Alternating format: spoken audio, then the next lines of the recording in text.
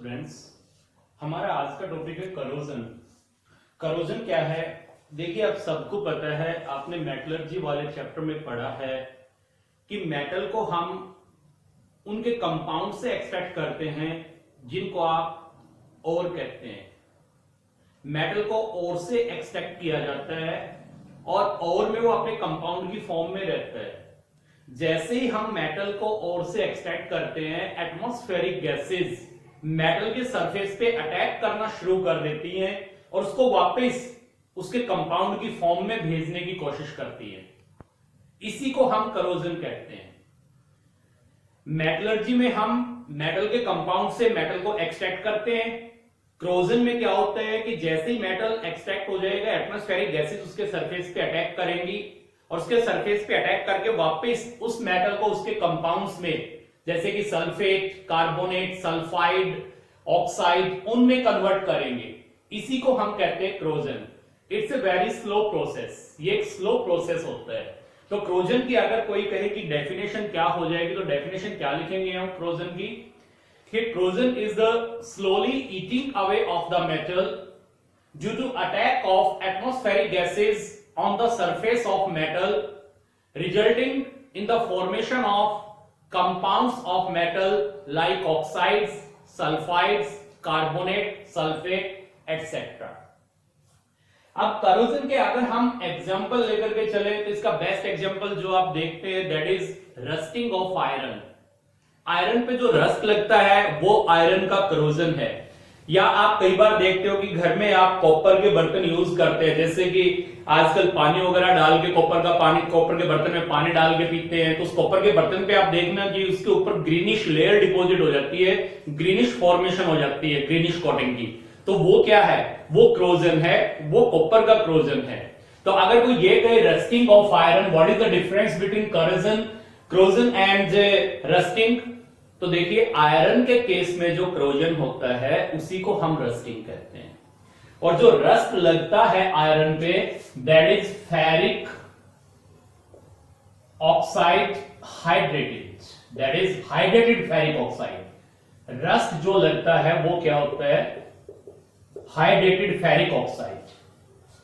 अब इसमें हम जो पढ़ेंगे करोजन के अंदर वो यही लेके चलेंगे, rusting of iron and rust is the hydrated ferric oxide. अब रस्ट लगता कैसे है, कौन सी थियरी है? तो इसके लिए हम पढ़ेंगे इलेक्ट्रोकेमिकल थियरी। इलेक्ट्रोकेमिकल थियरी के बेस पे हम पढ़ेंगे कि रस्ट कैसे लगता है। ये थियरी कहती है कि जब रस्ट लगता है तो आयरन पे एक मिनिएचर और you can say small electrochemical cell develop होती है, जिसकी वजह से रस्ट लगता है। तो इलेक्ट्रोकेमिकल थ्योरी के बेस पे रस्ट जब लगता है तो कौन सी रिएक्शंस होती हैं उनके बारे में हम पढ़ेंगे। तो ये थ्योरी कहती है, फर्स्ट इसमें हम लेकर के चलते हैं इस थ्योरी को एक्सप्लेन करने के लिए।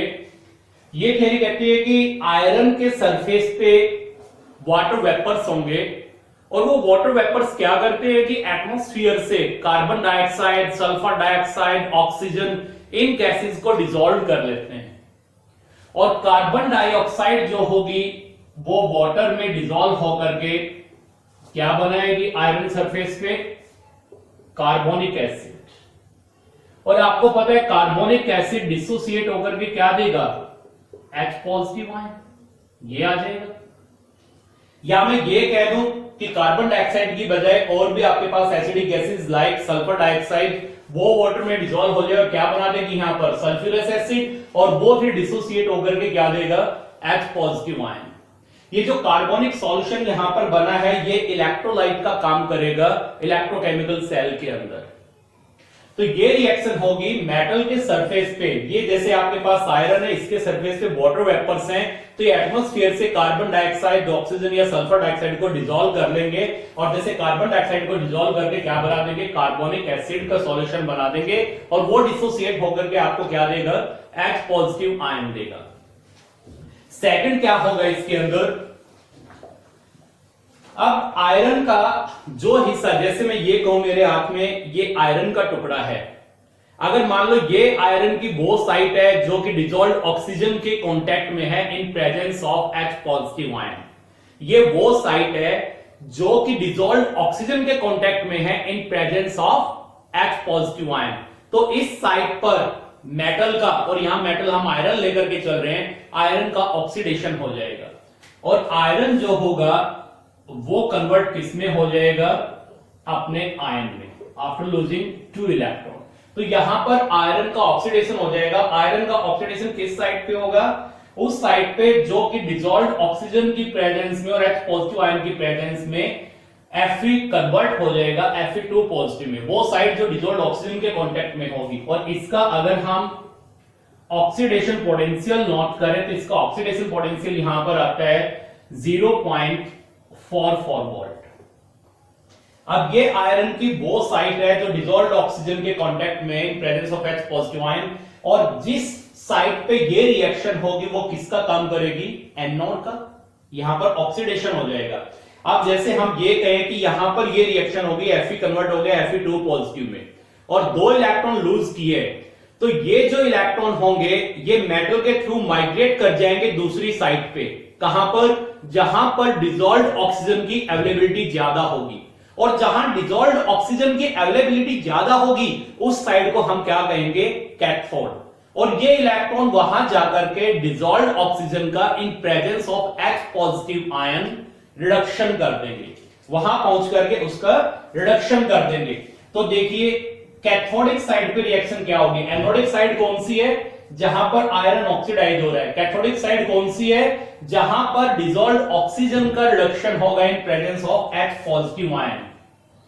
O2 plus H positive after having 4 electron converted into 2H2O, और ये यहां पर रिडक्शन पोटेंशियल इसका हो जाएगा 1.23 वोल्ट। ये वो साइट है जहां पर डिसॉल्व्ड ऑक्सीजन का रिडक्शन हुआ in presence of H positive ion. तो इस साइट को हम क्या कहेंगे, कैथोड। अब यहां पर देखिए H पॉजिटिव आयन की अवेलेबिलिटी बहुत जरूरी है।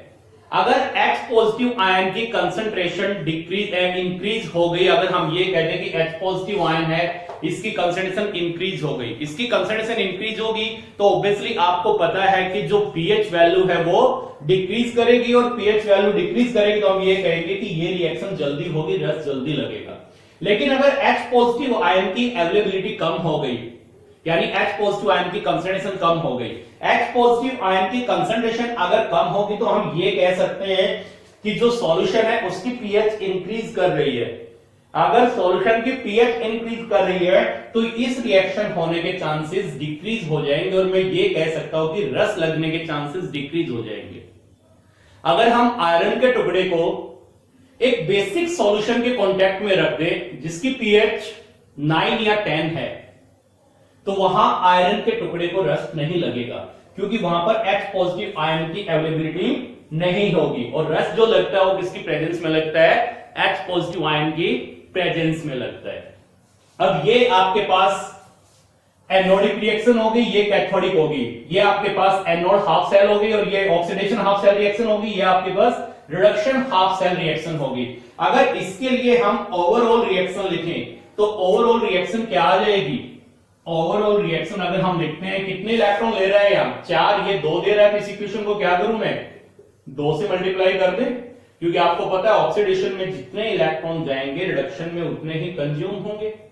तो रिएक्शन क्या बन जाएगी आपके पास 2Fe solid plus O2 gas plus 4H positive aqueous, and after reaction 2Fe2 positive aqueous plus 2H2O liquid, और E0 सेल निकाले तो क्या आ जाएगी, E0 सेल आपको पता है standard reduction potential of cathode minus standard reduction potential of anode, और you may take standard oxidation potential of anode, this is standard oxidation potential of anode plus standard reduction potential of cathode, and this is standard reduction potential of cathode. दोनों को add कर दो, ये standard oxidation potential है anode का, ये standard reduction potential है cathode का, दोनों को ऐड कर दो तो E0 सेल क्या आ जाएगी 1.67 वोल्ट, ये आ जाएगी।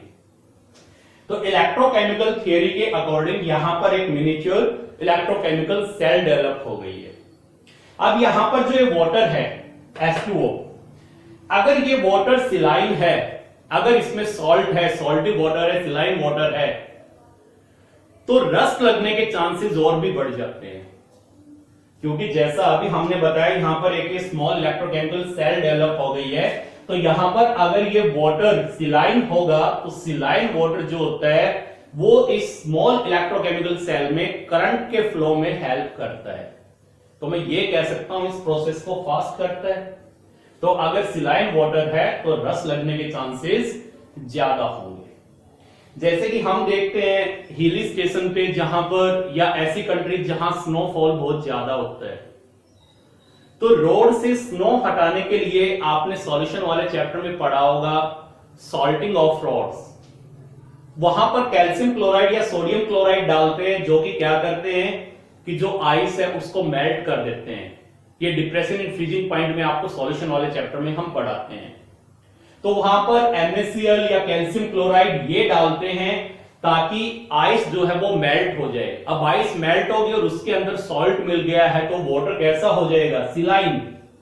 तो वहां सिलाइन वाटर हो जाएगा। अब वहां पर जो ऑटो चलेगी, वहां पर जो गाड़ियां चलेंगी, उन गाड़ियों के पार्ट्स में जो कि आयरन के बने हुए हैं, उनमें रस्ट लगने के चांसेस ज्यादा होंगे और उनमें रस्ट जो अपने यहां पर गाड़ियां चलती हैं उनके कंपैरेटिवली जल्दी लगता है। सही है।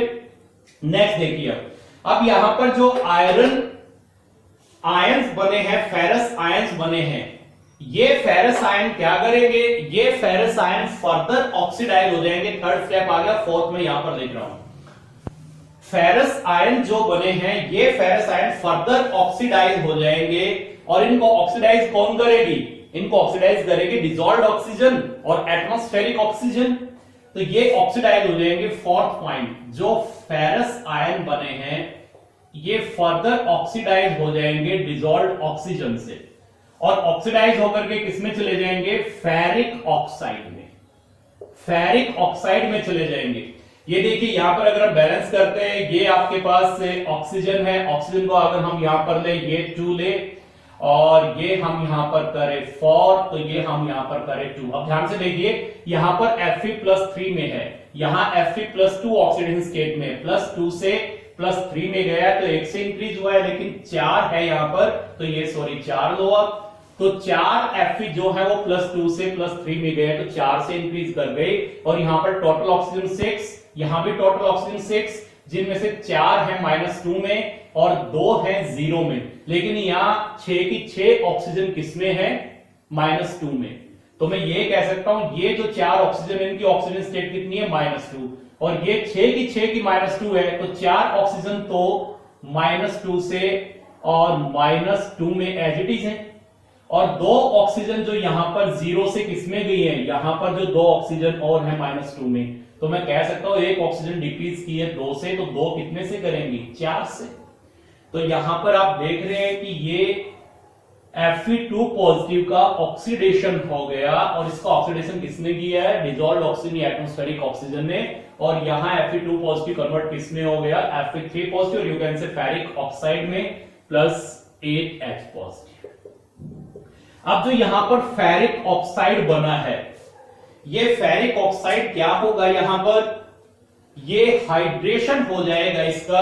This ferric oxide undergoes hydration and form hydrated ferric oxide. Fifth जो यहां पर स्टेप होगा वो क्या होगा कि ये जो Fe2O3 बना है फेरिक ऑक्साइड, ये हाइड्रेट हो जाएगा वाटर मॉलिक्यूल लेकर के, और क्या बना देगा, ये बना देगा Fe2O3 into XH2O, that is hydrated ferric oxide बना देगा। और हमने आपको शुरू में ही बताया था rust is nothing but the ferric oxide. तो ये रस्ट बन गया, ये रस्ट बन गया।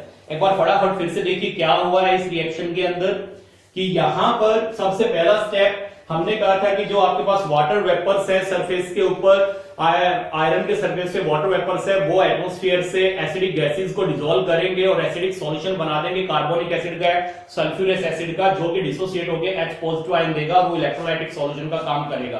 पहली रिएक्शन ये थी। सेकंड रिएक्शन में हमने बताया था कि आयरन का जो हिस्सा डिजोल्व ऑक्सीजन के कांटेक्ट में होगा in presence of H positive, उस आयरन के हिस्से का ऑक्सीडेशन हो जाएगा, Fe कन्वर्ट हो जाएगा Fe2 पॉजिटिव में आफ्टर लूजिंग 2 इलेक्ट्रॉन। और सपोज यहां पर ये आयरन का टुकड़ा है और इस साइड पर आयरन कन्वर्ट हुआ है आयरन आयंस में, तो 2 इलेक्ट्रॉन जो लूज किए हैं वो मेटल के थ्रू माइग्रेट करेंगे और ऐसी साइड पे पहुंचेंगे जहां पर डिजोल्व ऑक्सीजन ज्यादा है, और उस डिजोल्व ऑक्सीजन का in presence of H positive वो क्या कर देंगे, रिडक्शन। थर्ड हमने ये पढ़ा था, तो जहां ये रिएक्शन हुई है उसको हमने एनोड कहा है, और जिस साइड पे ये रिएक्शन हुई है उसको हमने कैथोड कहा है। ये ऑक्सीडेशन हाफ रिएक्शन होगी, ये रिडक्शन हाफ रिएक्शन होगी, दोनों को हमने ऐड किया, ओवरऑल रिएक्शन हमने लिखी। यहां पर हमने बताया था H पॉजिटिव की अवेलेबिलिटी बहुत जरूरी है, अगर H पॉजिटिव की अवेलेबिलिटी नहीं होगी तो रस्ट नहीं लगेगा। और यहां हमने बताया था कि वाटर अगर ये सिलाइन है तो इलेक्ट्रोकेमिकल सेल जो बनेगी उसमें करंट फ्लो करने के चांसेस ज्यादा होते हैं, यानी कि रिएक्शन फास्ट हो जाएगी, तो रस्ट लगने के चांसेस ज्यादा हो जाएंगे। फिर यहां पर जो Fe2 पॉजिटिव आयन बने डिसॉल्व्ड ऑक्सीजन या एटमॉस्फेरिक ऑक्सीजन के प्रेजेंस में फर्दर ऑक्सीडाइज होकर क्या बनाएंगे, ये बनाएंगे फेरिक ऑक्साइड, और फिर फेरिक ऑक्साइड हाइड्रेट होकर के क्या बनाएगा, hydrated ferric oxide. And I told you that rust is nothing but the hydrated ferric oxide. तो ये रस्ट फॉर्मेशन हो जाएगी। अब देखिए यहां पर रस्ट लगा, आपने कभी किसी लोहे के टुकड़े को देखा हो जिस पर जंग लगता है, तो आप ध्यान से देखिएगा रस्ट जो लगता है वहां फेरिक ऑक्साइड जो बनता है, ये फेरिक ऑक्साइड सरफेस पे स्टिक नहीं होगा, उतरता रहता है, पिल्ज ऑफ होता रहता है, ये उतरता रहता है। जैसे यहां रस्ट लग गया, फेरिक ऑक्साइड बन गया, ये उतर जाएगा और आयरन का नया सरफेस एटमॉस्फेयर को दे देगा कि अब यहां पर रस्ट लगा दो। तो धीरे धीरे जो आयरन है, मैं ये कह सकता हूं कि आयरन जो आपके पास यहां मेटल है वो फेरिक ऑक्साइड बनकर के यहां से उतरता रहेगा। तो यानी कि मेटल की स्लोली ईटिंग अवे होती रहेगी, मेटल धीरे धीरे खत्म होता रहेगा। अब स्लोली क्यों कह रहा हूं, क्योंकि मैंने आपको शुरू में बताया था क्रोजन स्लो प्रोसेस है। ये अच्छी बात है कि स्लो है, फास्ट नहीं है। फिर दूसरा यह है कि आपने अगर कभी कोई आयरन आर्टिकल आपने नोट किया हो जिसके ऊपर रस्ट लगा हुआ है, तो जिस साइड पे आपको पिटिंग मिलेंगी, जहां पिटिंग्स होते पिट्स होते हैं, उसके दूसरी साइड पे रस्ट लगता है, यानी रस्ट लगेगा उस साइड पे जहां पर डिसॉल्व ऑक्सीजन की अवेलेबिलिटी ज्यादा है, या मैं ये कहूं कि उस साइड पे जहां पर कैथोड है वहां रस्ट लगता है। और ये रस्ट जो है स्टिक नहीं होता सरफेस के ऊपर, बल्कि उतरता रहता है। तो ये एग्जाम में कई बार पूछा भी गया है कि जो क्रोजन है उसकी इलेक्ट्रोकेमिकल थ्योरी है वो क्या है। तो ये आपको 5 पॉइंट हमने इस थ्योरी के डिस्कस किए। अब हम लेके चलते हैं कि कौन से फैक्टर्स हैं जो कि क्रोजन को प्रोमोट करते हैं, और यहां क्रोजन के अंदर हम क्या पढ़ रहे हैं, रस्ट। ऐसे कौन से फैक्टर है जो रस्ट को प्रोमोट करेंगे, तो देखिए इनको हम पढ़ते हैं। यहां पर हम 4-5 फैक्टर्स पढ़ेंगे जो रस्ट को प्रोमोट करते हैं। फर्स्ट इनके अंदर मैं आपको बता रहा हूं, first factor presence of electrolytes. First factor मैं लेके चल रहा हूं प्रेजेंस ऑफ इलेक्ट्रोलाइट्स। अभी मैंने आपको बताया था कि सिलाइन वाटर जो है वो रस्ट के रेट को इंक्रीज कर देता है। क्यों? क्योंकि जो यह इलेक्ट्रोकेमिकल सेल डेवलप होती है मिनिएचर, उसमें करंट के फ्लो को इंक्रीज करते, करंट के फ्लो में हेल्प करते हैं, यू कैन से। तो अगर इलेक्ट्रोलाइट प्रेजेंट हैं तो जो रेट है क्रोजन का वो इंक्रीज हो जाएगा। तो presence of electrolytes enhance the rate of corrosion.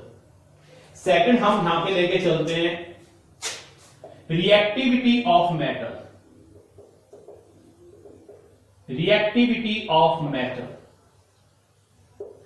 Metal जितना ज्यादा रिएक्टिव होगा, या मैं ये कह दूं कि मेटल का ऑक्सीडेशन पोटेंशियल जितना ज्यादा होगा उतनी जल्दी उस पर रस्ट लगेगा। क्योंकि अभी आपने इलेक्ट्रोकेमिकल थ्योरी पढ़ी है, तो इसमें ये चीज ध्यान रखना कि जिस मेटल पे रस्ट लगता है, जिस मेटल पे करोजन लगता है, करोड्स होता है जो मेटल, और इस केस में जैसे आयरन था, आयरन पे रस्ट लग रहा था तो आयरन का ऑक्सीडेशन हो रहा था, आयरन का ऑक्सीडेशन हो रहा था तो ही उस पे रस्ट लग रहा था। तो ऑक्सीडेशन किसका जल्दी होगा? जिस मेटल का ऑक्सीडेशन पोटेंशियल ज्यादा होगा, या मैं ये कहूं जो मेटल ज्यादा रिएक्टिव होगा। जो मेटल जितना ज्यादा रिएक्टिव होगा उस पे रस्ट, उस पे करोजन उतनी ही जल्दी लगेगा।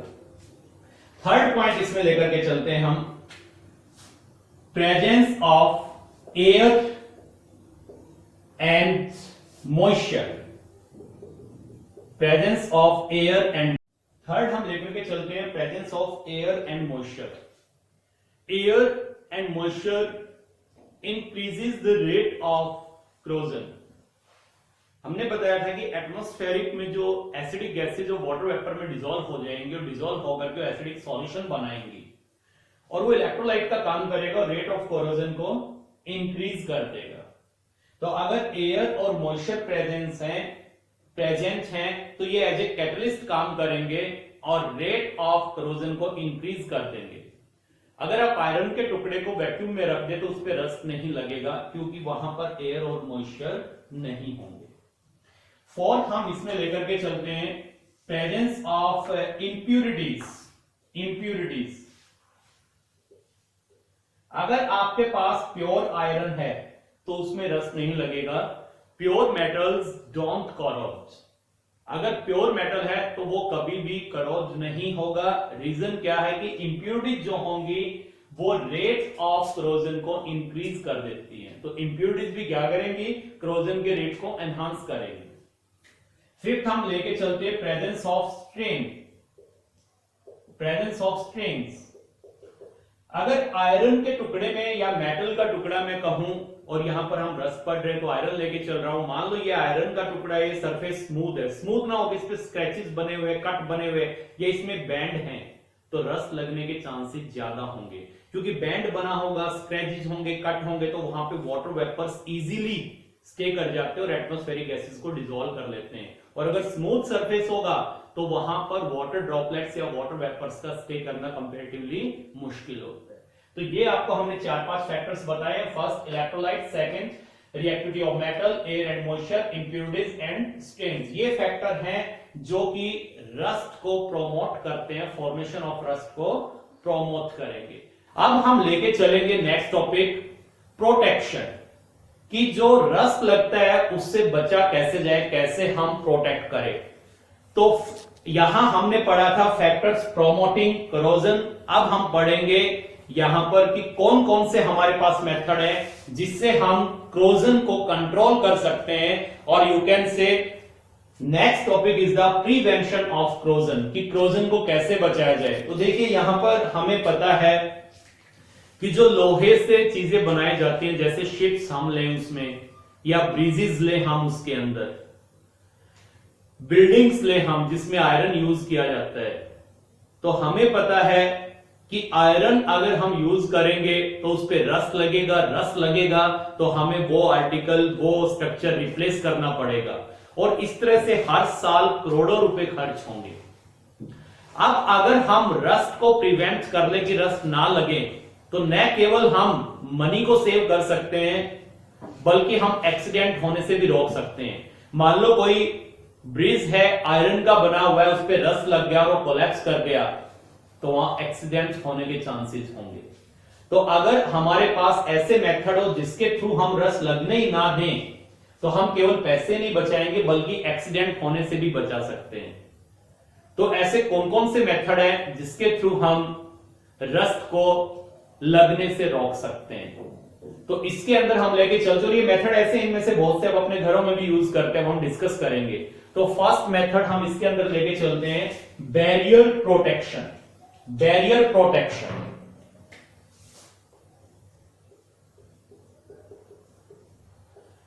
Barrier protection.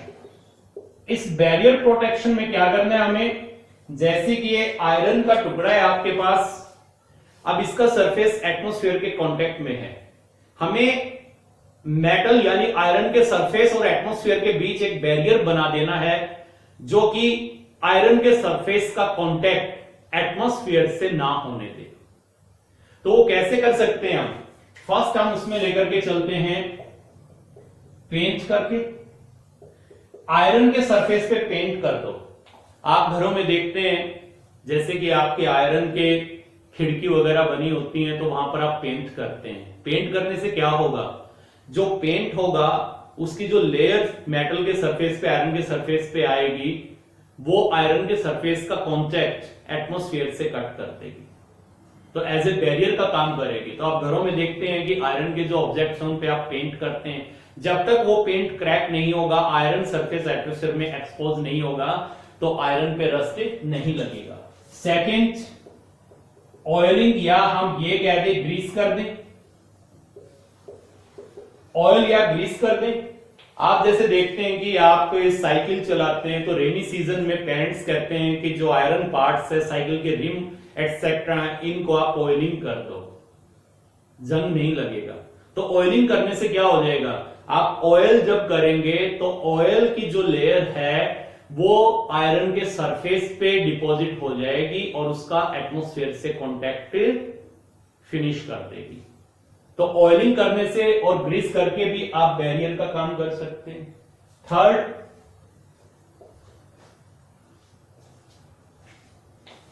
अल्कलाइन फॉस्फेट या अल्कलाइन क्रोमेट सॉल्यूशन जो होते हैं उनकी कोटिंग कर दो सरफेस पे। अगर हम यहां पर ये आयरन का आर्टिकल है और इसके ऊपर हमने कोटिंग कर दी फॉस्फेट की, तो फॉस्फेट क्या करेगा, इस सरफेस पे invisible and insoluble protective layer बना देगा और वो भी यही काम करेगी कि इस आयरन सरफेस को एटमॉस्फेयर के कांटेक्ट में नहीं आने देगी। तो हम अल्कलाइन फॉस्फेट या अल्कलाइन क्रोमेट सॉल्यूशंस की कोटिंग कर सकते हैं। फोर्थ, अगर इसमें लेके चले बैरियर प्रोटेक्शन में, तो और क्या कर सकते हैं, इलेक्ट्रोप्लेटिंग के थ्रू आयरन के सरफेस पे किसी दूसरे मेटल की कोटिंग कर दो जो कि नॉन करोड्स है। नॉन करोड्स मेटल की कोटिंग कर दो इलेक्ट्रोप्लेटिंग के थ्रू। ये आयरन का टुकड़ा है, इसकी इलेक्ट्रोप्लेटिंग के थ्रू इसके ऊपर कोटिंग कर दो ऐसे मेटल की जिसपे करोजन नहीं लगता। जैसे फॉर एग्जांपल इसके ऊपर कोटिंग कर दो, आप किसकी कोटिंग कर दें, इसके ऊपर कोटिंग कर दो जिंक की कोटिंग कर दो, इसके ऊपर टीन की कोटिंग कर दो, इसके ऊपर निकेल की कोटिंग कर दो, एल्यूमिनियम की कोटिंग कर दो, क्रोमियम की कोटिंग कर दो, इनकी कोटिंग कर दो।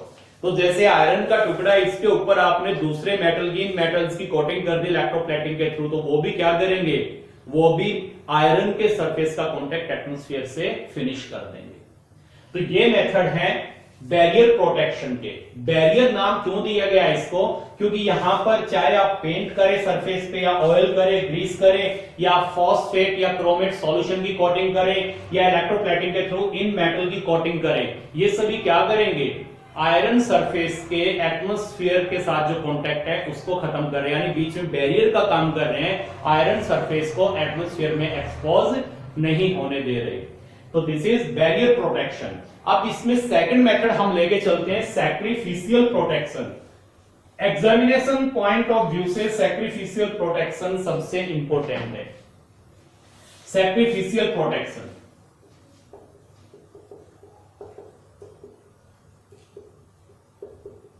Sacrificial protection as the name indicate, यहां पर कोई मेटल अपना बलिदान दे देगा और आयरन को बचा देगा, तभी तो नाम दिया है ना सैक्रिफिशियल प्रोटेक्शन, यानी कोई मेटल खुद सैक्रिफाइस हो जाएगा और आयरन को रस लगने से बचा देगा। तो इस मेथड में करना क्या है, सिंपली ये अगर आयरन का टुकड़ा है तो इसके ऊपर आयरन से ज्यादा रिएक्टिव मेटल की, यानी कि ऐसे मेटल की जिसका ऑक्सीडेशन पोटेंशियल आयरन से ज्यादा हो, उसकी कोटिंग कर दो।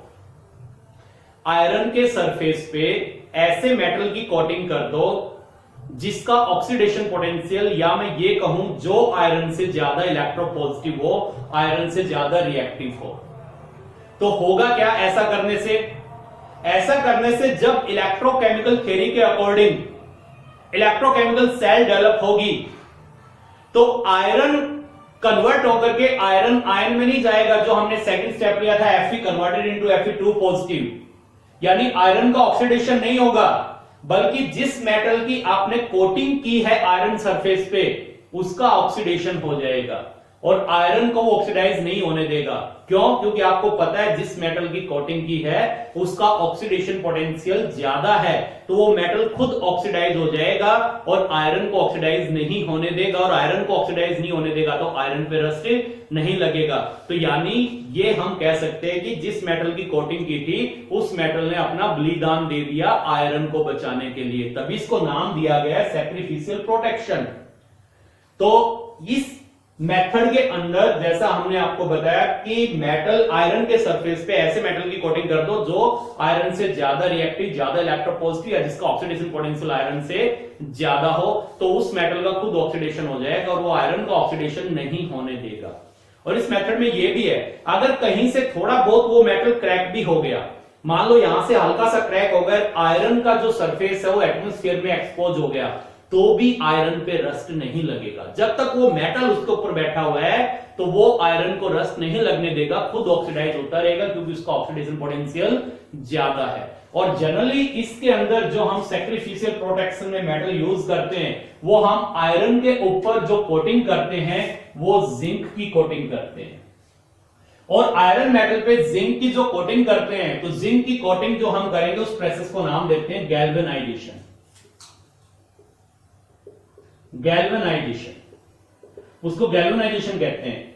कई बार हम जब गाड़ी वगैरह खरीदने जाते हैं तो वहां पर हमें बताया जाता है जी हमारी जो गाड़ी है इस पे रस्ट नहीं लगेगा, गैल्वेनाइज्ड है। तो गैल्वेनाइज्ड का क्या मतलब है कि उस गाड़ी जो कि उसकी बॉडी आयरन की बनी हुई है उसके ऊपर जिंक की कोटिंग कर रखी है, गैल्वेनाइज्ड यानी गैल्वेनाइजेशन किया हुआ है। तो जब तक जिंक आयरन सरफेस पे रहेगा वो आयरन को रस्ट नहीं लगने देगा। और जो जिंक की कोटिंग करते हैं उस प्रोसेस को नाम क्या दिया जाता है, गैल्वेनाइजेशन। अब इनफैक्ट होता क्या है कि जिंक जो है आयरन के सरफेस पे है वो ऑक्सीडाइज हो जाएगा और फिर एटमॉस्फेरिक गैसेस के कांटेक्ट में आएगा, तो आयरन सरफेस के ऊपर एक बेसिक जिंक कार्बोनेट की लेयर बना लेता है, बेसिक जिंक कार्बोनेट की लेयर बना लेगा, इसकी लेयर बन जाएगी बेसिक जिंक कार्बोनेट की। कहां पर, on the surface of iron, iron के सरफेस पे बेसिक जिंक कार्बोनेट की लेयर बन जाती है। अब देखिए इसके ऊपर ये कह रहे हैं कि क्या कोटिंग हम जिंक की करें, क्या टीन की कोटिंग नहीं कर सकते, क्या कॉपर की कोटिंग नहीं कर सकते? कर सकते हैं, आप कॉपर की कोटिंग भी कर सकते हैं, लेकिन कॉपर का ऑक्सीडेशन पोटेंशियल आयरन के ऑक्सीडेशन पोटेंशियल से कम है। तो कॉपर उस आयरन को तब तक बचाएगा रस्ट लगने से जब तक वो कंप्लीटली उसको कवर किए हुए है। मान लो कि हमने ये कह दिया ये आपके पास आयरन का टुकड़ा है और इसके ऊपर आपने कॉपर की कोटिंग कर दी और यहां से सपोज कॉपर जो है वो हट गया, क्रैक हो गया, ये कंप्लीट पे कॉपर की कोटिंग कर दी और यहां से कॉपर क्रैक हो गया और आयरन सरफेस एटमॉस्फेयर में एक्सपोज हो गया, तो अब आयरन पे रस्ट और भी तेजी से लगेगा। अगर कॉपर कोटिंग नहीं करते, एक तो तब रस्ट लगता और एक कॉपर कोटिंग कर दी लेकिन वो कोटिंग कहीं से रप्चर हो गई तो अब रस्ट लगेगा, और वो रस्ट जब कॉपर कोटिंग नहीं थी उससे भी फास्ट रेट पे लगेगा। तो कॉपर केवल कब तक बचा पाएगा, टीन केवल कब तक बचा पाएगा, जब तक कि इसमें क्रैक नहीं होंगे। और जिंक जो है, क्योंकि जिंक का ऑक्सीडेशन पोटेंशियल जो है वो आयरन से ज्यादा है, तो अगर हल्की फुल्की क्रैकिंग हो भी गई, आयरन सरफेस एक्सपोज हो भी गया, तो भी जिंक जो है वो आयरन को रस्ट नहीं लगने देगा। ये देखिए इसमें अगर हम लेकर के चलते हैं, ये यहां पर हम लिखते हैं कुछ आपको potential E not Fe/Fe2 positive, E not Zinc/Zinc2 positive, E not Sn/Sn2 positive and E not Cu/Cu2 positive. ये यहां पर हमने लिखे। अब देखिए ये अगर ले तो इसका जो पोटेंशियल है आपके पास ऑक्सीडेशन पोटेंशियल वो 0.44 वोल्ट है, इसका कितना है 0.76 वोल्ट है, और इसका कितना है, इसका आपके पास -0.34 वोल्ट, और इसका कितना है 0.14 वोल्ट। ये है तकरीबन इनके। अगर हम पोटेंशियल का जिक्र करते हैं तो ये पोटेंशियल आपके पास इनका आएगा। तो अगर इस पोटेंशियल का हम जिक्र करें यहां पर, इसका 0.44, इसका 0.76 और इसका ये आ गया आपके पास -0.14 वोल्ट। अगर इन पोटेंशियल का हम जिक्र करके यहां पर चलते हैं तो ये देखिए इसमें क्या हो जाएगा, ये माइनस है ये प्लस हो जाएगा, सॉरी, और इसका रिडक्शन होता माइनस तो ये हो जाएगा। ठीक है, अब ठीक है। तो ये देखिए आयरन का ऑक्सीडेशन पोटेंशियल दिया है, जिंक का ऑक्सीडेशन पोटेंशियल दिया है, टिन का ऑक्सीडेशन पोटेंशियल दिया है, और ये हमने कॉपर का ऑक्सीडेशन पोटेंशियल दिया है। अब ये बताए कि ये आयरन आर्टिकल है और इसके ऊपर हमें कोटिंग करनी है इन मेटल्स की, तो बेस्ट कोटिंग किसकी होगी? इसके अंदर इस टाइप से क्वेश्चन आपको आ जाएगा कि जैसे आपको 3 मेटल दे दिए एबीसी और उनका पोटेंशियल दे दिया, वो आपको देखना है रिडक्शन दिया है या ऑक्सीडेशन दिया है। तो बेस्ट भी ये है कि अगर रिडक्शन पोटेंशियल दिया है तो उसको ऑक्सीडेशन पोटेंशियल में कन्वर्ट कर लो। तो बेस्ट कोटिंग किस मेटल की रहेगी? बेस्ट कोटिंग उस मेटल की रहेगी जिसका ऑक्सीडेशन पोटेंशियल आयरन के ऑक्सीडेशन पोटेंशियल से ज्यादा होगा। और अगर मान लो 2 मेटल हैं और उन दोनों का ही आयरन से ज्यादा है, तो उनमें भी उसको देखेंगे जिसका सबसे ज्यादा है, उसकी कोटिंग सबसे अच्छी रहेगी। तो यहां पर अगर हम जिक्र करते हैं तो देखिए यहां पर कोटिंग तो हम किसी भी कर दे रस्ट नहीं लगेगा, लेकिन वो कब तक नहीं लगेगा? जब तक कि रप्चर ना हो। लेकिन इस केस में अगर हम देखते हैं तो इस केस में जिंक का ऑक्सीडेशन पोटेंशियल आयरन से ज्यादा है, तो इसकी कोटिंग बेस्ट रहेगी। अगर कहीं से आयरन रप्चर भी हो गया और कहीं से जिंक अगर रप्चर भी हो गया, क्रैक भी आ गए और आयरन सरफेस जो है वो एटमॉस्फेयर में एक्सपोज भी हो गया, तो भी जिंक उसको रस्ट नहीं लगने देगा, क्योंकि जिंक का ऑक्सीडेशन पोटेंशियल आयरन के ऑक्सीडेशन पोटेंशियल से ज्यादा है। और यहां पर अगर हम कहें तो इस केस में अगर आप देख रहे हैं तो ऑक्सीडेशन पोटेंशियल टिन का हो या कॉपर का हो, दोनों का ही आयरन से कम है। तो ये केवल तब तक प्रोटेक्ट कर सकते हैं जब तक कंप्लीटली इन्होंने आयरन को कवर किया हुआ है। अगर क्रैक आ गए तो रस्ट पहले से भी ज्यादा फास्ट रेट पे लगेगा। तो इसमें अगर हम कहें तो बेस्ट कौन सा है, अगर इनको हम रखें तो सबसे बढ़िया कौन सा है कोटिंग करने के लिए? जिंक, फिर उसके बाद टीन और उसके बाद कॉपर। क्योंकि यहां पे हम देख रहे हैं आयरन का ऑक्सीडेशन पोटेंशियल 0.44 है और जिंक का 0.76 है, तो केवल जिंक का ऑक्सीडेशन पोटेंशियल आयरन से ज्यादा है। तो अगर इनको डिक्रीजिंग या इंक्रीजिंग ऑर्डर में भी लगवा देते हैं कि कोटिंग करने का डिक्रीजिंग या इंक्रीजिंग ऑर्डर दो, तो अगर इसमें मैं कहूं तो सबसे बेस्ट इनमें कौन सा रहेगा? जिंक, उसके बाद अगर कहें तो टीन, उसके बाद अगर कहें तो कॉपर। ठीक है, और तीनों में भी अगर कहें तो वो मेटल बेस्ट रहेगा जिसका ऑक्सीडेशन पोटेंशियल आयरन से ज्यादा होगा, क्योंकि अभी हमने बताया था कि ऐसे मेटल की कोटिंग करें जिसका ऑक्सीडेशन पोटेंशियल आयरन से ज्यादा हो, तो वो मेटल खुद ऑक्सीडाइज हो जाएगा। जैसे हमने इलेक्ट्रोकेमिकल सीरीज की जो हमने पढ़ा था कि कैसे यहां पर इलेक्ट्रोकेमिकल थ्योरी के अंदर जो इलेक्ट्रोकेमिकल सेल डेवलप हो रही है उसमें कौन सी रिएक्शन होगी, तो एक रिएक्शन हमने पढ़ी थी सेकंड वाले जिसमें आयरन ऑक्सीडाइज हो रहा था। तो इन केसेस में अगर इसकी कोटिंग हम कर देंगे तो जिंक खुद ऑक्सीडाइज हो जाएगा, आयरन को ऑक्सीडाइज नहीं होने देगा। इन केसेस में जब तक कोटिंग रहेगी ये ऑक्सीडाइज हो जाएंगे, लेकिन जैसे ही कोटिंग में क्रैक आ गए तो आयरन ऑक्सीडाइज हो जाएगा और आयरन को रस्ट लग जाएगा। तो बेस्ट इनमें ये रहेगा। तो इस टाइप से आपको क्वेश्चन दे देते हैं कि जैसे आपको आयरन का ऑक्सीडेशन रिडक्शन पोटेंशियल दे दिया और 3 मेटल दे दिया और उनका आपको इलेक्ट्रोड पोटेंशियल दे दिया और ये कह दिया कि इनको आप इंक्रीजिंग या डिक्रीजिंग ऑर्डर में लगाओ कोटिंग के, और ये बताओ बेस्ट इसमें कौन सा मेटल रहेगा आयरन को कोट करने के लिए। तो आपको सिंपली ये करना है, सिंपल सा तरीका ये है कि उनका रिडक्शन पोटेंशियल है तो उसको ऑक्सीडेशन में कन्वर्ट कर लें और ये देख ले जिसका ऑक्सीडेशन पोटेंशियल आयरन से ज्यादा है वो तो बेस्ट रहेगा ही रहेगा। और यानी उनको ऑक्सीडेशन पोटेंशियल के डिक्रीजिंग ऑर्डर में लगा दे तो डिक्रीजिंग ऑर्डर ही उनका कोटिंग का आ जाएगा। तो इस टाइप से आपको इस पे क्वेश्चन मिलेंगे। नेक्स्ट इसमें हम मेथड लेके चलते हैं कैथोडिक प्रोटेक्शन। कैथोडिक प्रोटेक्शन क्या है? वो कुछ सैक्रिफिशियल प्रोटेक्शन से मिलती जुलती ही है। ये जनरली हम वहां यूज करेंगे जहां आयरन के टुकड़े को हम सॉइल वगैरह में बरी कर देते हैं, सॉइल वगैरह में दबाते हैं। जैसे कि हम वाटर के लिए पाइपलाइन वगैरह लेकर के आते हैं तो जमीन के अंदर होते हैं, जहां पे मॉइस्चर वगैरह होते हैं वहां पर रस लगने के चांसेस ज्यादा होते हैं। तो यहां पर हम क्या करते हैं कि जैसे ये कहें ये आपके पास अर्थ का सरफेस है और यहां ये आपके पास सॉइल है। ये सॉइल है, कैसी सॉइल है? जिसमें मॉइस्चर प्रेजेंट है। और यहां पर आपके पास ये आयरन का पाइप है, ये आयरन का पाइप इसके अंदर दबाया हुआ है सॉइल के अंदर। तो क्या करते हैं कि इस आयरन के पाइप के साथ एक ऐसा मेटल रख देते हैं जिसका ऑक्सीडेशन पोटेंशियल आयरन से ज्यादा होता है। या तो इसके साथ रख दे डायरेक्ट इसके कांटेक्ट में, या वायर के थ्रू जोड़ दे उस टुकड़े को और इसके साथ ही जमीन में दबा दे। और जनरली इसके लिए जो यूज करते हैं वो यूज करते हैं मैग्नीशियम। जिंक भी यूज कर सकते हैं, मैग्नीशियम यूज करते हैं। अब मैग्नीशियम जो है इसका ऑक्सीडेशन पोटेंशियल ज्यादा है, तो यहां पर जब इलेक्ट्रोकेमिकल सेल डेवलप होगी तो यहां आयरन का ऑक्सीडेशन नहीं होगा, बल्कि यहां क्या हो जाएगा, जो मैग्नीशियम है क्योंकि इसका ऑक्सीडेशन पोटेंशियल आयरन से ज्यादा है, ये कन्वर्ट हो जाएगा Mg2 पॉजिटिव में आफ्टर लूजिंग 2 इलेक्ट्रॉन। तो यानी ये काम करेगा एनोड का,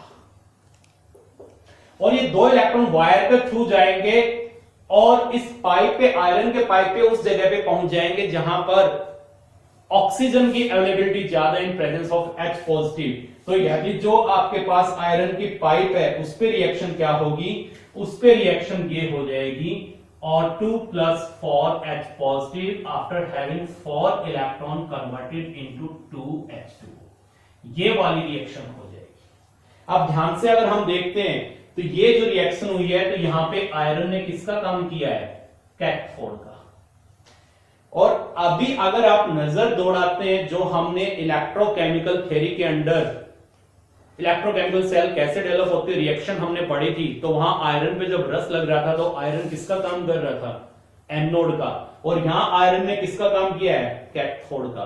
तो आयरन पे रस कब लगेगा, जब आयरन एनोड की तरह काम करेगा। अगर कैथोड की तरह काम करेगा तो एनोड पे रस नहीं लगेगा। आयरन जो है वो कब फिनिश होता जा रहा था, जब आयरन कन्वर्ट हो रहा था आयरन 2 पॉजिटिव में, यानी कि एनोड का काम कर रहा था। लेकिन अब हमने यहां क्या किया, हमने वायर के थ्रू, एक कंडक्टिंग वायर के थ्रू मैग्नीशियम का एक टुकड़ा आयरन की पाइप के साथ जमीन में ही दबा दिया। तो यहां पर क्योंकि मैग्नीशियम हमने लिया है जैसे, तो मैग्नीशियम का ऑक्सीडेशन पोटेंशियल आयरन से ज्यादा है, तो यहां मैग्नीशियम का ऑक्सीडेशन होगा और मैग्नीशियम एनोड का काम करेगा, और जो आयरन का पाइप है वो कैथोड का काम करेगा। और आयन में कन्वर्ट हो रहा था तब इस पे रस लग रहा था, तभी तो आयरन जा रहा था आयरन 2 पॉजिटिव में, और आयरन 2 पॉजिटिव फिर ऑक्सीडाइज होकर के आयरन 3 पॉजिटिव में, और फिर वो हाइड्रेट होकर के फेरिक ऑक्साइड बना रहे थे, यानी रस्ट बना रहे थे।